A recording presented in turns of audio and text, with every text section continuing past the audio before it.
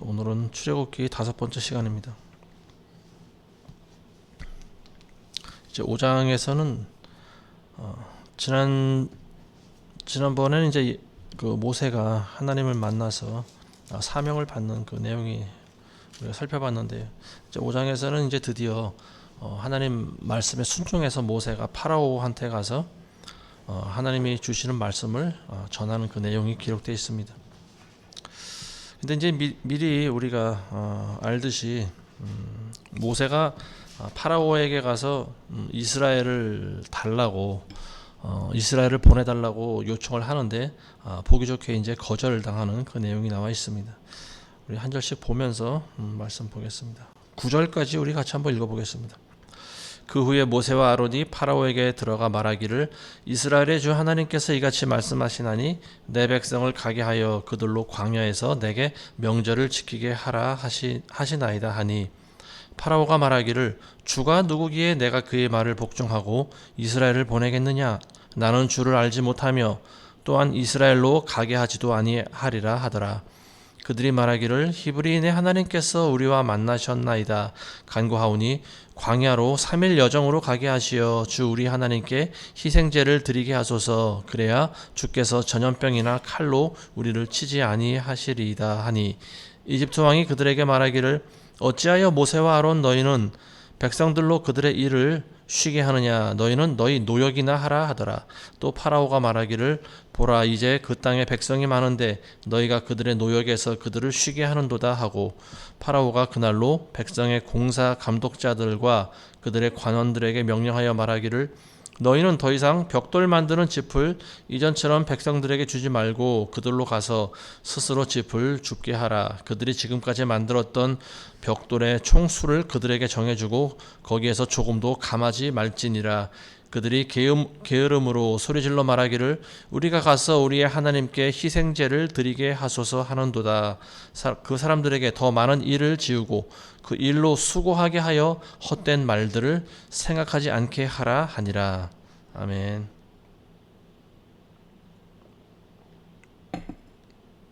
자, 모세가 이제 드디어 파라오에게 가죠. 그래서 하나님 말씀을 전하는데 뭐라고 하냐면은 이스라엘의 주 하나님께서 이같이 말씀하시나니 내 백성을 가게 하여 그들로 광야에서 내게 명절을 지키게 하라. 이렇게 이야기합니다. 내 백성을 보내달라고 하는 거죠. 하나님의 이름으로 광야에서 내게 명절을 지키게 하라. 근데 이제 조금 빼먹은 부분들이 있어요. 보면은 출애굽기 4장 22절에서 23절에 보시면은 하나님께서 모세에게 어떻게 전하라고 말씀하셨는가 하면은 주가 이같이 말하노라. 이스라엘은 내 아들이요 내 첫 태생이니라. 내가 네게 말하노니 내 아들을 가게 해서 그로 나를 섬기게 하라. 만일 네가 그를 보내기를 거절하면 보라, 내가 네 아들 네 첫 태생을 죽이리라 하라. 이렇게 말씀하신다는 거죠, 하나님께서. 근데 앞뒤를 다 빼먹고 그냥 이스라엘 백성들을 보내서 광야에서 하나님께 예배하게 하라, 그냥 이렇게 전한 거지요. 하나님께서는 구체적으로 네가 만일 그들을 보내지 않으면 내 아들을 죽일 것이다, 이렇게 하나님께서는 경고하셨다라고 하는 거예요. 물론 이걸 경고했어도 파라오가 들을 가능성은 없었겠죠. 왜냐하면 하나님께서 그 마음을 계속 완악하게 하셨다고 나오지 않습니까? 자, 그때 이제 이 모세의 말을 듣고 파라오가 하는 말이 주가 누구기에 내가 그의 말을 복종하고 이스라엘을 보내겠느냐. 대뜸 하는 말이 주가 누구기에, 하나님이 누군지 모른다라고 하는 거죠. 자, 이집트가 당시에 많은 신들을 섬기고 있었는데 하나님을 제외한 다른 많은 신들을 섬기고 있었습니다. 우리가 잘 아는 짐승의 형상을 한 그런 신들을 많이 섬겼는데요. 먼저는 이집트의 이제 대표적으로 이집트 사람들이 섬겼던 신이 어떤 신인가 하면 독수리의 얼굴을 한 신이 있습니다. 가끔 이제 그 피라미드 발굴할 때 보면은 벽화에 그림이 나오지 않습니까? 독수리의 얼굴을 한 사람의 형상을 한 사람이 있는데 이게 이제 신이에요. 신, 라라고 하는 신입니다. 라신, 독수리 얼굴을 한 신이 있고요. 그런가 하면은 또 사람인데 얼굴이 개구리처럼 생긴 그런 모양도 있어요. 이거는 이제 오시리스라고 합니다. 그리고 또 아피스라고 하는 신이 있는데 이거는 이제 황소를 신으로 숭배하는 그 신이고요. 그리고 여인이죠. 이시스라고 하는 여인, 이걸 이제 여신을 섬기는 거죠. 이 외에도 이제 이름도 알 수 없는 여러 가지 신들을 이제 이집트에서 섬기고 있었다라고 하는 거죠. 근데 하나님은 모른다라고 하는 거예요. 정작 중요한 한 분이신 하나님을 모르고 있었다라고 하는 거죠. 자, 그래서 이제 파라오에게 보기 좋게 거절당하는 그런 내용이 나와 있고요. 자, 8절에 보시면은 파라오가 단순히 거절만 하는 것이 아니고 이집트 사람들의 노역을 더 한층 강화시키는 그 내용이 나와 있습니다. 지금까지 그들이 만들었던 벽돌을 수량을 그대로 정해주고 감해주지 말라 이런 이야기를 합니다. 그리고 거기에 덧붙여서 짚을 주지 말라. 그들이 알아서 짚을 구해서 벽돌을 만들게 하라 이렇게 이야기를 합니다. 벽돌을 만들 때는 짚이 필수적으로 들어가야 돼요. 그래서 진흙과 짚을 같이 막 섞어서 벽돌을 만들어야지 진흙과 벽돌이 서로 이렇게 결속력 있게 붙어서 벽돌이 그 강도가 더 단단해지는 거지. 짚이 없으면 벽돌을 만들지 못한다라고 하는 거예요. 근데 그 일을 이제 이집트에서는 이제 파라오는 짚을 제공해주고 이걸로 벽돌을 같이 이겨서 벽돌을 만들어라 이제 이렇게 노동을 시켰던 건데요. 근데 이제는 짚을 안 주겠다라고 하는 거죠.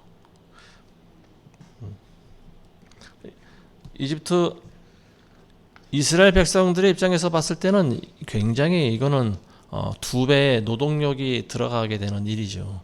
짚이 있어도 벽돌 만드는 일이 하루 종일 이기고 벽돌을 만들어서 그 수량을 채웠는데 짚을 주지 않겠다라고 하면은 우리가 스스로 자기네들이 짚을 구해 와서 이제 벽돌을 만들어야 되는 그런 상황이 된 거예요. 그러니까 이 모세와 아론은 이스라엘 백성들을 구출해 내렸다가 오히려 더 짐을 지우게 되는 그런 상황이 돼버렸는데 혹대려다가 혹을 도로 붙이는 그런 상황이 돼버렸습니다. 자, 여기서 이제 우리가 알 수 있는 것은 뭐냐면은 이 파라오, 이집트의 파라오라고 하는 존재가 영적으로 보면 사탄 마귀를 상징하는 존재다라고 하는 거죠. 자, 하나님께서는 자비와 긍휼이 무한하신 분이라고 성경은 기록되어 있습니다. 반면에 사탄과 마귀는 자비심이 조금도 없는 존재라고 하는 거예요. 그래서 벽돌의 총수, 그러니까 정해진 그 이스라엘 백성들이 생산해내야 될 벽돌의 총수를 조금도 감해주지 않는다라고 하는 거죠. 그러니까 자비심이 없다라고 하는 거예요. 하나님께서는 인간들을 마지막 날에 심판하십니다. 그렇지만 자비심도 더불어 같이 보여주시는 분이 바로 하나님이세요. 마태복음 24장 22절에 보면은 예수님께서 마지막 때에 대해서 말씀하시면서 그 환난의 날들을 하나님께서 단축해 주셨다라고 하는 말을 합니다. 만일 그 날들이 단축되지 아니하면 어떤 육체도 구원받지 못하리라. 그러나 택함 받은 사람들을 위하여 그 날들이 단축될 것이라. 이런 말씀하고 계세요. 그러니까 이미 우리 인간들을 심판하시기로 하나님께서 예정하셨고 또 그 환난의 날 가운데 작정하신 날이 있다 하더라도 하나님께서는 그 날을 감하신다라고 하는 거예요.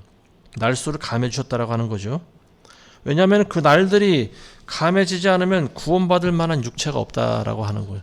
다 죽는다라고 하는 거예요. 회개하기 전에 그들이 다 죽는다라고 하는 거죠.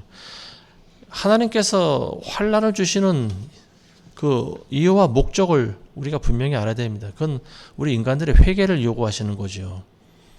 우리가 회개하면 하나님께서는 환난을 멈추십니다. 근데 회개하는 사람들이 많지 않다라고 하는 거죠.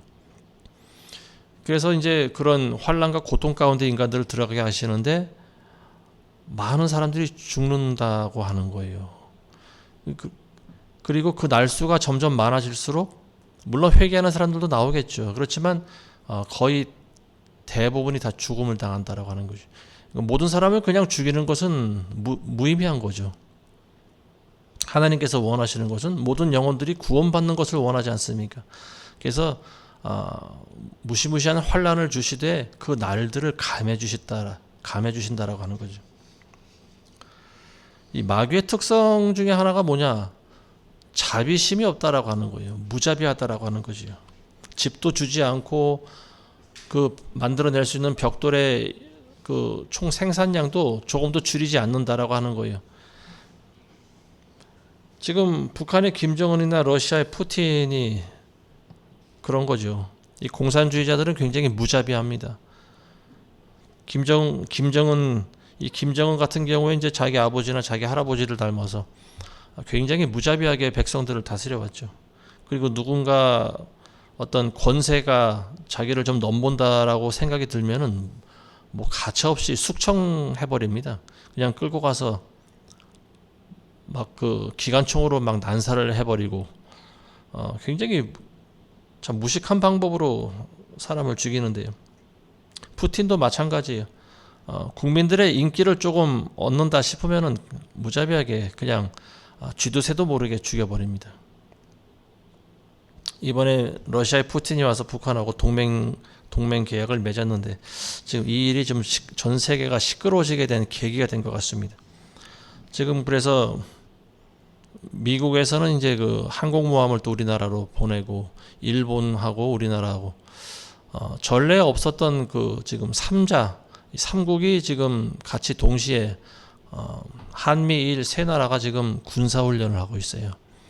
군사훈련을 한다라고 하는 것은 뭐냐면 유사시에 그대로 하겠다라고 하는 겁니다. 그래서 지금 북한과 중국과 러시아 이 세 나라, 이 공산 국가들, 이 공산주의의 핵심에 있는 나라들이죠. 북한과 러시아와 중국. 그러니까 이 세 나라들하고 지금 우리나라를 비롯한 미국과 일본과 이 민주 동맹국들하고의 이제 지금 앞으로 어떻게 될지 굉장히 국제 정세가 긴박하게 지금 돌아가고 있는 것 같아요. 우리나라에서도 지금 핵을 무장하자고 하는 소리가 높아지고 있고요. 그동안 미국에서는 우리나라 핵 무장을 반대해 왔는데 근데 이제 앞으로는 어떻게 될지 몰라요. 트럼프가 대통령이 되면은 바로 핵 무장이 그걸 허용하지 않을까 싶습니다. 과거에 프랑스 같은 경우를 이제 우리가 좀 한번 그런 경우를 이제 우리가 도입을 해야 되지 않을까 싶은데요. 프랑스가 핵을 무장한다고 했을 때 미국이 처음엔 반대를 했어요. 근데 그때 프랑스의 그 드골 대통령이 미국을 향해서 직격탄을 날렸습니다. 너희 나라 뉴욕이 불바다가 된 상황에서도 우리나라를 지켜줄 힘이 있겠느냐, 지켜줄 수 있는 그 여력이 있겠느냐, 이 질문에 미국은 대답을 하지 못했어요. 그래서 프랑스가 바로 핵을 개발하고 지금 핵 보유국이 되어버렸습니다. 이게 현실적인 질문인 거예요. 미국도 자기 나라 한 도시가 예를 들어서 적국으로부터 미사일이 날라와서 불바다가 된다라고 하면요, 다른 나라를 도와줄 수 있는 여력이 없습니다. 먼저 자기 집에 난 불부터 꺼야죠. 다른 집에 불을 끌어갈 그런 여력이 있겠습니까, 미국이? 그래서 그때는 다른 나라들을 어떻게 하느냐, 본인들이 지켜야 되는 거예요. 각자 도생해야 되는 거죠. 우리나라도 그런 상황이죠. 전 세계에서 가장 위험에 처해 있는 나라 1위가 우리나라 아니겠습니까? 우리나라와 이스라엘인데 이스라엘은 이미 지금 전쟁을 하고 있는 상황이고, 지금 북한과 조그만 땅덩이 안에서 지금 38선을 사이에 두고 지금 서로 촉각을 곤두세우고 있는 이런 상황인데, 어제가 마침 6.25 전쟁 났던 그날인데요. 6월 25일이었는데 어제 북한에서는 또 그 뭡니까, 오물 풍선을 또 보내기도 하고 계속해서 우리나라를 지금 도발하고 있는 상황이죠. 그리고 또 새벽엔 또 동해상으로 미사일을 쐈다고 합니다. 계속 우리나라를 지금 위협하고 있는 상황이에요. 근데 그동안 우리는 그런 거에 대해서 별로 관심을 가지고 있지 않았죠. 상대방은 칼과 몽둥이로 무장해서 우리를 위협하고 있는데 우리나라에서는 어떤 식으로 대응했는가? 돈을 주었죠. 오히려 돈을 줘가면서 그들을 달래고 그들이 하자는 대로 다 끌려갔죠. 쌀 달라면 쌀도 주고 돈도 주고 물자도 주고. 그러니까 그들은 어떻게 합니까? 점점 더 덩치를 키우기 시작했죠. 그래서 핵을 2차, 3차 계속 만들어서 실험하고 그걸로 계속 죽이겠다고 합니다. 근데도 그동안 지난 우리 문재인 정권 때 보여준 모습은 어땠어요? 비굴하게 그지없는 모습을 보여줬죠. 근데 우리나라가 돈이 없나? 아니면 우리나라가 기술이 없나? 그런 게 아니죠. 그냥 그런 거예요. 핵이 두려운 거죠. 우리가 핵만 있으면 그렇게 하지 않죠. 근데 핵이 없으니까 북한이 하자는 대로 끌려갔습니다. 아니면은 지난 문재인 정권은 뭐 초록이 동색이라고 같은 색이니까 같은 좌파니까 아마 그들을 도와줬는지도 모르죠. 아마 그게 더 큰 이유가 아니었나 싶습니다. 근데 지금 어쨌든 북한과 우리나라가 절대로 하나가 될 수 없는 이유는 사상이 다르다라고 하는 거예요. 우리는 민주 노선을 가지고 있고 그 사람들은 공산주의를 지향하고 있습니다. 물과 기름이 섞일래야 섞일 수가 없는 거죠. 그래서 그들의 위협을 잠재울 수 있는 가장 좋은 방법은 우리도 핵으로 무장하는 길밖에 없다. 저는 그렇게 생각을 합니다. 강대 강의 구도로 나가야 되는 거예요. 이미 예전에 김대중 대통령 때부터 실행했던 햇볕 정책, 이거는 실패한 정책이라고 하는 것이 이미 예전에 다 드러나지 않았습니까? 미국도 마찬가지예요. 자기네들이 핵우산으로 우리나라를 보호해주겠다고 하는데 그건 말뿐인 거예요. 지금 소련이 자기 나라에 미사일 한 방이라도 쏜다 하고면 이 사람들은 전부 다 주한미군들 다 철수시켜서 자기네 나라를 방어할 사람들입니다. 자국의 이익보다 더 중요한 것이 없는 거예요. 그래서 이제는 우리도 우리 나름대로의 어떤 자구책을 강구해야 될 때가 바로 지금이다. 원래 북한 같은 경우에는 이 사람들은 정신이 어떻게 된 사람들 아닙니까? 보통 정상인들의 사고를 가진 사람들이 아니잖아요. 마치 그 개가 미친 것과 같습니다. 그러니까 미친 개한테 가서 밥을 준다고 미친 개가 안 물을까요? 그런 것이 아니죠. 미친 개한테 제일 좋은 약은 뭐예요? 몽둥이가 약인 거예요. 자, 우리 10절에서 14절 보겠습니다. 백성의 공사 감독자들과 관원들이 나가서 백성들에게 일러 말하기를 파라오가 이같이 말씀하셨으니 내가 너희에게 짚을 주지 않겠노라. 너희는 가서 짚을 찾을 수 있는 곳에서 짚을 주우라. 그러나 너희의 일은 조금도 감해지지 않으리라 하셨느니라.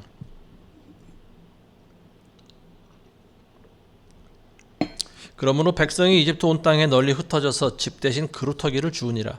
공사 감독자들이 그들을 재촉하여 말하기를 짚이 있을 때와 같이 너희의 매일 작업량을 채우라 하고 파라오의 공사 감독자들이 백성들을 위해 세운 이스라엘 자손들의 관원들을 때리며 요구하기를 어찌하여 너희는 어제와 오늘의 벽돌 만드는 작업량을 전과 같이 채우지 않았느냐 하니라. 짚을 주지 않고 벽돌을 만들어 내라고 하는 거예요. 자, 이거는 뭐냐면은 밥도 주지 않으면서 일을 하라고 노동을 시키는 것과 똑같습니다. 과거에 94년도에 김일성이 죽었죠. 김일성이 죽던 해에 북한에 큰 기근이 왔었죠. 그리고 수해가 나고 그래서 그때부터 배급 제도를 실시하지 않았습니다. 북한은 정부에서 주는 쌀을 먹고 살아가는 그런 민족이었습니다. 그런 사회였죠. 배급제도 사회였다라고 하는 거예요. 근데 김일성이 죽고 나서 김정일이 북한 주민들에게 쌀을 배급해주지 않았어요. 쌀이 없으니까 주지 못하는 거겠죠. 그래서 그때 200만 명에서 한 300만 명가량이 굶어 죽었다고 하죠. 심지어는 시골에서는 자기 자식을 잡아먹는 일도 있었다라고 합니다. 굉장히 비참한 거죠. 그러니까 사람들이 배고프면은 정신이 정상이 될 수가 없겠죠. 그러니까 자기 자식도 잡아먹는 일이 생기는 거예요. 성경에도 기록되어 있지 않습니까? 자기 자식을 잡아먹는 부모들의 이야기가 나오고 있지 않습니까? 북한이 그렇게 비참한 상황에 처해 있었다라고 하는 거죠. 먹을 걸 주지 않으면서 그러면서 또 노동을 부려먹는 거. 이게 바로 북한 사회입니다. 당의 명령이 떨어지면 이 사람들은 나가서 일을 해야 돼요. 근데 먹을 걸 주지를 않아요. 쌀을 배급해주지 않으면서 일은 부려먹는 거죠. 그래서 이 과거 애굽의 파라오나 지금의 공산당이나 똑같다라고 하는 거예요. 무자비하다라고 하는 거예요. 이 사람들은 정이 없는 거예요.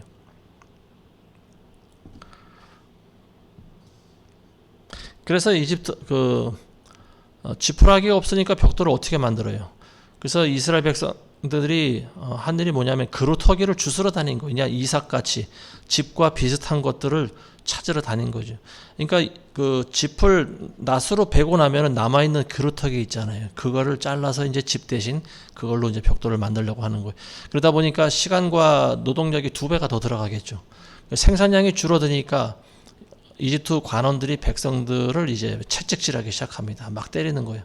할당량을 하루 만들어낼 양이 1톤인데 너희는 왜 500kg밖에 만들지 않았느냐.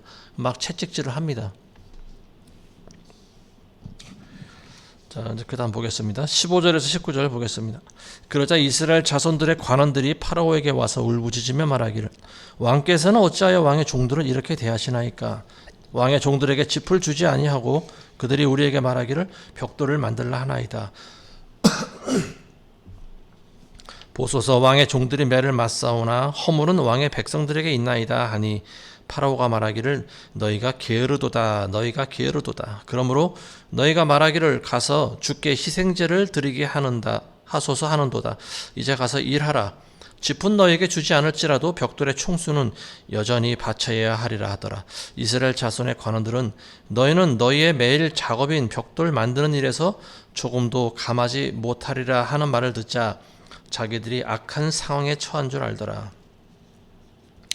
자, 이스라엘 백성들이 이제 계속 채찍질 당하고 만들어낼 양을 만들어내라고 이제 독촉을 당하니까 너무 괴로워서 이제 왕을 찾아갑니다. 그러면서 왜 우리에게 이렇게 하느냐, 집도 주지 않고 벽돌을 만들어내라고 하느냐, 이거를 이제 좀 바꿔달라고 하는 거죠.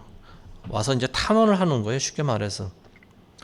자, 15절에 보시면은 파라오한테 와서 이스라엘 자손들이 울부짖으면서 말할 때 뭐라고 했냐면 왕께서는 어찌하여 왕의 종들을 이렇게 대하시나이까, 이런 표현을 하고 있습니다. 왕의 종들, 자기들이 파라오의 종이라고 하는 거죠.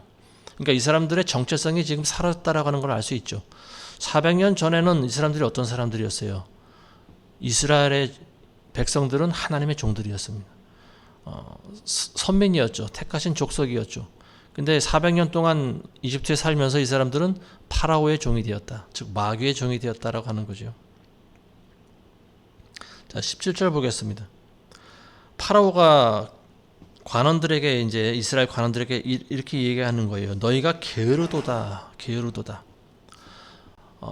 왜 게으르다고 이야기를 하는가 하면은요. 너희가 하나님께 예배를 드리러 간다라고 하는 거죠. 그러니까 너희가 하나님께 예배를 드릴 시간은 있으면서 벽돌 만들 시간은 없느냐, 이제 이런 이야기를 하고 있는 거예요. 그러니까 이 마귀가 하는 생각이 바로 이런 거죠. 세상 일 하지 않고 하나님께 예배하는 사람들을 게으르다고 하는 거예요. 그러니까 누군가 주일날 교회 가서 예배 드리고 아니면 그 예배 때문에 다른 일을 하지 못한다라고 하는 사람들을 세상 사람들이 뭐라고 하느냐면 너희가 게으르다 이렇게 이야기한다라고 하는 거예요.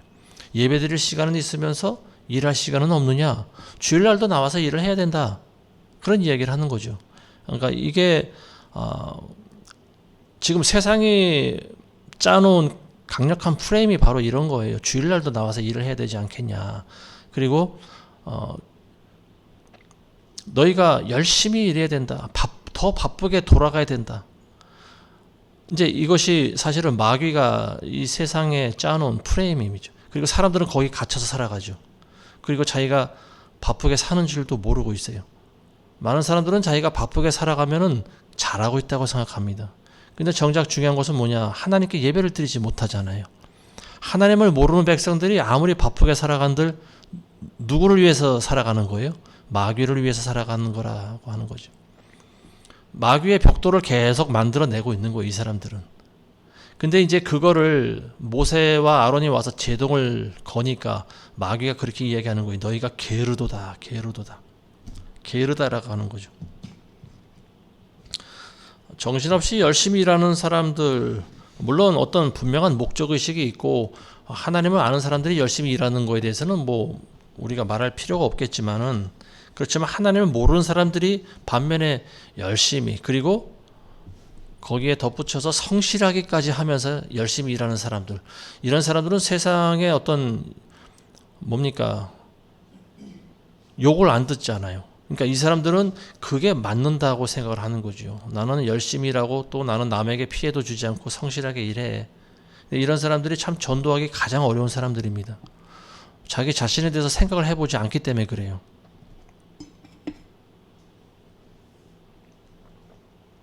결국은 마귀에게 속는 거고요. 사탄을 위해서 일하는 사람들이죠. 시간에 쫓기는 사람들은요, 하나님 만날 기회가 굉장히 적습니다. 하나님을 만나는 사람들이 열심히 일하는 건 괜찮아요. 근데 하나님 모르는 사람들이 그저 열심히만 일하는 사람들은요, 하나님을 전해도 하나님을 믿게 될 확률이 굉장히 적습니다. 왜냐하면 본인 자체, 그러니까 본인을 위해서 만들어 놓은 여유가 없기 때문에 그래요. 모두가 다 어떤 생산을 위해서만 자기 시간을 활용하지. 인간이라면은 분명히 짚고 넘어가야 될 문제가 있습니다. 그게 뭐냐면은 우리가 어디서 와서 왜 살며 어디로 가는가, 이 세 가지 질문에 대답을 할 수 있어야 됩니다. 그런 다음에 열심히 일하라고 하는 거예요. 여기에 대해서 대답을 하지 못하는 사람들이 아무리 열심히 일을 한다 하든 결국은 사탄 마귀의 벽돌을 만드는 일밖에 하지 않는다라고 하는 거죠. 자, 이제 이스라엘 사람들이 파라오의 대답을 듣고 나서 비로소 깨닫습니다. 19절에 보면은요, 파라오가 너희가 만들어낼 총 생산량을 내가 조금도 줄이지도 않고 그리고 지푸라기도 제공해주지 않겠다. 이 소리를 들으니까 이스라엘 백성의 관원들이 자기들이 악한 상황에 처한 줄 알더라, 이렇게 나와 있어요. 이제서야 비로소 자기네들이 어떤 상황인 줄을 알게 되었다라고 하는 거예요. 자, 이 악한 상황이라고 하는 것이 어떤 상황일까요? 물론 1차적으로 보면 지푸라기 없이 벽돌을 만들어내야 되는 이게 참으로 황당한 상황이고요. 그리고 이 사람들은 모세와 아론을 원망하고 있지 않습니까? 이제 이거를 악한 상황이다라고 이야기할 수가 있어요. 근데 우리가 더 깊이 생각해 보면은요, 이게 어떤 상황인가 하면은 영적으로 보면 마귀에게 매여 사는 사람들의 상황이 얼마나 악한 상황인지를 보여주고 있다라고 하는 거예요. 이스라엘 백성들의 상태는요, 지금 하나님을 모르는 백성들의 상태를 이야기하고 있는 거예요. 이 사람들은 지금 그동안 자기네들이 해왔던 상태를 그대로 고수하기를 원하는 거죠. 지푸라기만 주면은 우리가 불평 없이 일하겠다라고 하는 거예요. 근데 그거는 정상이 아닌 거죠. 지푸라기가 있을 때는, 그러니까 그 과거에 지푸라기를 줬을 때 힘들었지만 지금과는 비교할 수 없다라고 하는 거죠. 그러니까 지금의 상황이 더 악하다라고 하는 거죠. 근데 하나님께서 그들에게 이렇게 하신 이유가 있어요. 그게 뭐냐면은 너희가 지금 얼마나 더 악한 상황에 처해야 하나님을 믿겠느냐라고 하는 거죠. 하나님께서 우리에게 요구하시는 건 바로 그거예요. 너희의 정체를 알라고 하는 거예요. 너희의 본 상태를 깨달아야 된다라고 하는 거죠. 인간들은 항상 우물 안에 갇혀서 살아가는 존재죠. 그러다 보니까 우물 위에 보이는 하늘이 전부인 줄 아는 거예요. 우물 안에 있는 세상과 그리고 위를 들어도 우물의 그 있구만한 하늘만 바라보고 있는 거죠. 그러니까 이게 그 사람들이 보고 있는 굉장히 좁은 세계관입니다. 그 눈을 넓게 뜨라고 하는 거예요. 영적인 세계가 있다라고 하는 것을 하나님께서 우리에게 알게 하십니다. 그래서 이런 고난 가운데 처하게 하시는 거죠. 사람들은 자기의 처해 있는 상황을 몰라요. 악한 상황에 처해 있어도 이 사람들은 그걸 모르고 있었다라고 하는 거예요. 자기네들이 얼마나 악한 상황에서 노예같이 살아왔는지를 모르는 거예요. 파라오의 노예로 살아간다라고 하는 것은 마귀의 노예로 살아간 것을 이야기하고 있지 않습니까? 그러니까 하나님께서는 더 비참한 상황에 처하게 하시는 거죠. 그리고 모세와 아론 같은 사람들을 이제 보내십니다. 그래서 그들을 건져내시는 거예요. 실제로 지금 이 시대에도 마찬가지입니다. 어떤 사람이 옷을 한 벌만 가지고 있다고 한번 생각을 해보세요. 한 벌 옷을 가지고 계속 살던 사람이 불편함을 느낄까요? 못 느낀다라고 하는 거예요. 불편함을 못 느껴요. 심지어는 빨지 않아서 그 옷에서 냄새가 나도 몰라요. 그 악취에 길들여져 있기 때문에 그렇습니다. 그래서 알코올 중독자들이 보면은 그 사람들 곁에만 가도, 멀리서만 가도 그 사람들한테서 찌든 악취가 나지 않습니까? 근데 본인들은 모르고 있는 거예요. 거기다가 심지어 이 중증 알코올 중독자들은 뭐 옷에다가 그냥 뭐 대소변도 그냥 막 본다고 그래요. 근데 그런 사람들이 뭐 속옷을 갈아입겠습니까? 겉옷을 갈아입겠습니까? 입고 있는 옷 그냥 가진 거예요. 여름에도 파카옷을 입고 다니는 사람들 가끔 보지 않습니까? 이 사람들이 보면은요, 밤에는 이제 그걸 이불 삼아서 한쪽 구석에서 술 취해서 자고요. 아침에는 더우니까 이제 그걸 벗어서 입고 다니는데, 속옷만 입고 다니는데요. 항상 술에 찌들어 있으니까 자기의 상태를 알아볼 수 없는 거예요.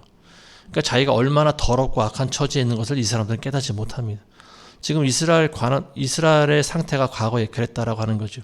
애굽의 종놀이 하면서도 이 사람들은 자신들이 얼마나 악한 상황에 처해 있는지를 그 전에는 깨닫지 못했다라고 하는 거예요. 그냥 지푸라기만 주고 먹을 것만 주면 우리는 그냥 만족하면서 살겠다라고 하는 거죠.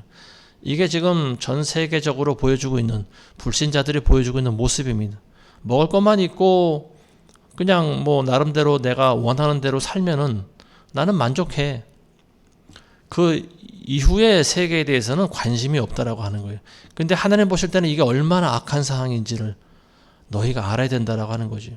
우리 인간이 이 세상에서 태어나서 아무리 잘 먹고 잘 살아도요, 죽으면 어떻게 됩니까? 심판이 있잖아요. 심판이 있고 그리고 멸망에 처해지게 되지 않습니까? 예수 그리스도를 통하지 않는 사람들은 모두가 다 불지옥으로 들어가는 거예요. 그러니까 이 짧은 100년도 안 되는 세상에서 마귀의 노예, 그러니까 마귀에게 속아서 마귀의 노예로 살아가고 있는, 평생 벽돌만 만들고 있는 이스라엘 백성들과 같은 이런 상태, 이게 지금 전 세계인들이 보여주고 있는 영적인 상태라고 하는 거예요. 그래서 이들이 하나님께서는 그들에게 선지자를 보내셔서 너희의 상태가 얼마나 악한 상황인지를 알게 하시는 거예요. 자, 우리 20절에서 23절 보겠습니다. 그들이 파라오를 떠나 나올 때 길에 서 있는 모세와 아론을 만나 그들에게 말하기를 주께서 너희를 살피시고 심판하시리라. 이는 너희가 우리의 평판을 파라오의 눈과 그의 신하들의 눈에 혐오스럽게 하고 그들의 손에 칼을 쥐어 우리를 죽이려 하기 때문이라 하니라. 그러므로 모세가 주께 돌아와서 말씀드리기를 주여 어찌하여 이 백성이 그처럼 악한 일을 탄원하게 하시나이까? 어찌하여 나를 보내셨나이까? 이는 내가 파라오에게 가서 주의 이름으로 말한 이래로 그가 이 백성에게 악을 행하였으며 주께서는 주의 백성을 전혀 구해주지 않으셨음이니이다 하니라. 자, 이스라엘의 이제 관원들이 파라오에게 가서 탄원을 넣는데요, 파라오는 들어주지 않죠. 그러면서 생산량을 감해주지 않고 지푸라기도 제공해주지 않는다고 잘라서 이야기합니다. 그러니까 이 사람들이 나와서 모세와 아론을 만나러 갑니다. 그리고 그들에게 아주 질책을 합니다. 그리고 하나님의 이름으로 그들을 오히려 저주하죠. 하나님께서 너희를 살피고 심판하실 것이다. 너희 때문에 우리가 더 죽게 됐다라고 하는 거예요. 우리가 너희 때문에 매도 맞고 우리가 더 힘들게 일을 해야 되지 않겠느냐. 지금 그런 얘기를 하고 있는 거죠. 그래서 모세는 이제 하나님께 다시 돌아와서 이번에 모세는 또 하나님을 원망하죠. 하나님이 시키는 대로 했는데 도대체 나에게 돌아온 것이 이게 뭡니까? 백성들의 원망과 불평밖에 돌아오질 않습니다. 왜 이렇게 하셨습니까? 지금 그런 거죠. 이제 하나님께서는 모든 계획 가운데 이제 그 모세를 사용하시기로 예정하셨지 않습니까? 근데 이거는 이제 그렇지만 모세가 하나님을 모르는 게 있죠. 하나님에 대해서 어떤 분인지 잘 모르고 있는 거죠. 불꽃 가운데서 하나님과 대화를 하고 하나님의 그 기적을 체험하긴 했지만 아직 모르는 거예요. 모세는 하나님이 어떤 분이신지를 잘 모르고 있는 거예요.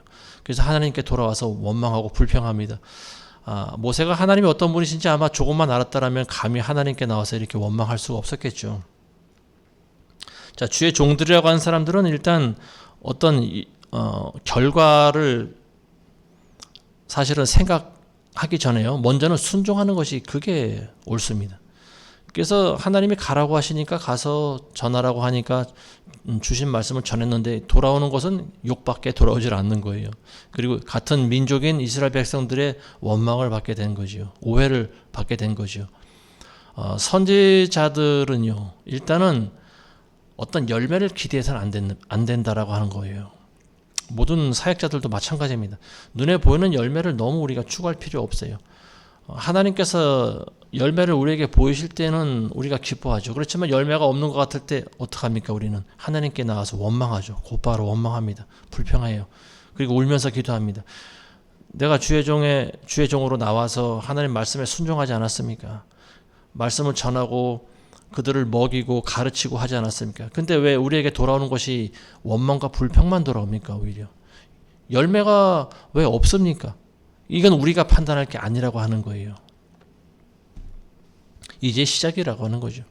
모세와 아론은 하나님이 하시는 일들을 이제 앞으로 더 배워야 돼요. 그리고 더 체험해야 됩니다. 하나님께서는 이스라엘 백성들을 구출하기 위해서 얼마나 많은 일들을 안배하셨는지 우리가 알고 있지 않습니까? 애굽에 내릴 10가지 재앙이 지금 기다리고 있는 거예요. 그걸 하나씩 체험하면서 이스라엘 백성들도 하나님을 알아가고 모세와 아론도 하나님이 어떤 분이신지를 알아가는 거예요. 둘 다 하나님께서는 변화시키시고 하나님이 어떤 분이신지를 알기 원하시는 거죠. 이게 하나님의 뜻인 거예요. 그래서 결국에는 이제 이집트가 항복을 하고 파라오가 이스라엘 백성들을 이제 보내줄 때까지 아직도 많은 그런 심판이 지금 남아 있는 거예요. 이제 도입부에서 이제 모세와 아론은 지금 벌써 이제 또 낙심이 들어오는 거죠. 그래서 하나님께 나와서 원망하고 불평합니다. 근데 이제 원래 선지자라고 하는 존재는요, 열매를 보지 못하고 죽는 경우가 많아요. 우리가 구약을 읽어봐도 이스라엘 백성들이 웬만해서 잘 변화가 되지 않습니다. 그러나 그래도 선지자는 가야 되는 거예요. 설령 그들의 손에 돌에 맞아서 죽는다 할지라도 가는 거예요. 이게 선지자들인 거예요. 자, 오늘 말씀 다시 한번 정리하겠습니다. 이 하나님께서 이제 모세와 아론을 처음 보내셨는데 이건 이제 전초전인 거죠. 앞으로 계속해서 이 모세와 파라오는 이스라엘 백성들의 구원을 위해서 이제 밀고 당기는 그런 씨름을 계속 할 거고요. 그리고 영적으로 이 씨름이라고 하는 것은 하나님을 믿는 구원받은 백성들과 사탄 마귀와의 씨름인 거죠. 북한의 김정은과 시진핑 그리고 푸틴 이 세 사람들이 그렇게 쉽게 굴복할까요? 아무리 민주 진영의 힘이 더 강하다 할지라도 이 사람들은 핵을 가지고 있습니다. 이 사람들 자기네들만의 카드가 있는 거예요. 그리고 이 사람들은 백성들의 생명을 담보로 쥐고 있습니다. 중국과 러시아와 북한의 그 공산 치하에서 살아가고 있는 사람들이 수억 명이잖아요. 북한만 해도 13억, 14억인가? 잘 모르겠네요 지금. 어쨌든 10몇 억이 되는 사람들이 공산주의 치하에서 노예로 살아가고 있습니다. 이 사람들은 그 공산주의 지도자들은 자기 백성들의 목숨을 담보로 사용하고 있는 거죠. 어찌 보면은. 그렇지만 자비함이라고 하는 것이 없어요. 굉장히 무자비합니다. 중국만 보더라도 그래요. 코로나 때 어떤 일이 있었는지 여러분들 뉴스를 통해서 보셨잖아요. 아파트를 전부 봉쇄해버렸지 않습니까? 그러니까 아파트에 갇힌 사람들이 밖에 나오질 못하니까 창문에다 대고 소리를 지르는 게 그게 전부 다 녹화됐지 않습니까? 뭐 일부의 어떤 사람들은 뭐 이게 뭐 주작이다, 만든 거다, 이렇게 이야기하고 있는데 실제인 거예요. 중국에 살던 사람이 저에게 와서 해준 이야기입니다. 실제로 아파트 촌마다 절규하고 부르짖는 소리들이 밤마다 들렸다라고 하는 거죠. 살려달라고 하는 소리죠. 먹을 게 없고 갇혀 있으니까 얼마나 답답하겠습니까? 근데도 그 봉쇄를 풀지 않았죠. 이게 공산주의의 실체입니다. 굉장히 무자비한 거예요. 이 사람들은 국민들을 사랑하지 않습니다. 자기네 배만 채우는 거예요. 이게 마귀의 속성인 거죠. 북한의 김정은이나 푸틴이나 시진핑이나 이 사람들은 절대 공산주의를 버리지 않습니다. 왜냐하면 공산주의야말로 자기네들을 그 권세를 지탱시켜줄 수 있는 유일한 무기가 바로 공산주의인 거예요. 민주화 시키는 순간 어떻게 됩니까? 자기네들은 사형당하는 거예요. 예전에 유고슬라비아의 대통령이 그 공산주의가 이제 변화되면서 민주화되면서 어떻게 됐어요? 성난 백성들이 몰려 들어가서 대통령궁을 습격해서 대통령과 그 가족들을 다 잡았죠. 그리고 대통령을 다 때려 죽였습니다. 처참하게 때려 죽였죠. 그러니까 이 사람들은 자기네들이 살기 위해서라도 공산주의를 계속 고수해야 되는 거죠. 그러니까 푸틴은 푸틴과 같은 사람들은 아마 지금 이러지도 저러지도 못할 것 같아요. 지금 우리나라에게 와서 지금 북러 조약을 맺었는데 우리나라의 반응이 뭐 예전과 같이 녹록지 않죠. 지금 뭐 아마 예전에 문재인 정권 같았으면은 뭐 그냥 그러나 말거나 가만히 있었을 거예요. 오히려 북한에다가 뭐 돈 갖다 주기 바빴겠죠. 근데 지금은 우크라이나에 이제 우리가 무기를 지원하는 것을 재고려하겠다 이렇게 지금 나오니까 강하게 나오니까 소련도 지금 속으로 뜨끔한 거예요. 그래서 아마 지금 우리나라를 포함한 이거 미국도 지금 예의주시하고 있고 민주 진영의 지금 움직임을 보니까 심상치 않은 거예요. 그러니까 이 사람들은 아마 지금 속으로 이러지도 못하고 저러지도 못하고 있는 이런 상황이 아닐까 싶습니다. 우크라이나에 우리가 155mm 포탄을 제공해 주면은요 전세가 역전될 수도 있는 거예요. 지금 전 세계에서 155mm 포탄을 가장 많이 보유하고 있는 나라가 우리나라입니다. 수백만 발을 가지고 있는데 이거를 물론 우리도 써야 되지만 우리나라에 이제 재래식 무기가 많이 있어요. 남아있는 무기가 많이 있는데 이걸 우크라이나에다가 전부 준다고 하면은요 아마 우크라이나가 아마 러시아를 이길 수도 있지 않나 이런 생각이 해봅니다. 그래서 러시아가 우리나라를 만만히 볼 수 없는 거죠. 근데 이제 본인들은 핵을 가지고 있지 않습니까? 이 사람들이 최후로 믿고 있는 것이 바로 핵이라고 하는 거예요. 러시아가 가지고 있는 핵이 미국보다 더 많아요. 그러니까 러시아, 중국, 북한 이 세 나라가 합친 핵을 다 합치면은요 전 세계 자유민주 진영에서 가지고 있는 핵보다 그 수가 훨씬 많습니다. 그래서 이 사람들이 큰 소리 칠 수 있는 거예요. 그래서 지금 미국도 핵을 다시 또 증강해야 돼. 더 많이 만들어내야 된다고 하는 소리가 들리고 우리나라에서도 핵을 만들어야 된다. 우리나라뿐만이 아니고 호주라든지 뭐 이런 핵이 없는 이런 나라에서도 핵을 만들어야 된다. 지금 이런 소리가 지금 나오고 있는 상황입니다.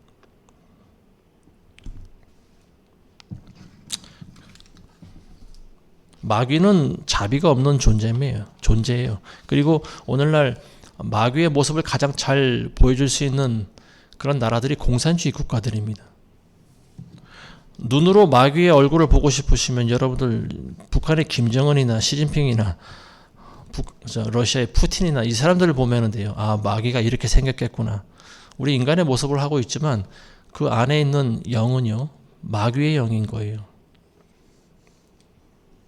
자, 오늘은 여기까지만 하겠습니다. 기도하겠습니다. 좋으신 아버지 하나님, 오늘도 출애굽기 5장에 있는 말씀을 통하여서 하나님 우리에게 알게 하시니 감사합니다. 하나님, 사역자들은 오직 하나님의 말씀에 순종하여 나가기 원합니다. 열매를 기대하지 않는다 하더라도, 열매를 보지 못한다 할지라도 우리가 낙심하거나 두려워하지 말게 하시고 오직 먼저 순종해서 하나님의 일을 감당하게 도와주옵소서. 아버지, 이 시대에 우리 많은 인간들의 생명을 담보로 공산주의로 가장한 마귀가 인류를 협박하고 있나이다. 그들은 무자비하며 죽음의 양보도 하지 않습니다. 하나님, 마지막 때 기도하는 사람들의 기도를 통하여 하나님께서는 저들을 이기실 줄로 믿습니다. 아버지, 마지막 때 우리가 끝까지 깨어서 악한 자들을 우리가 기도로서 이겨나갈 수 있도록 도와주시옵소서. 예수님의 이름으로 기도합니다. 아멘.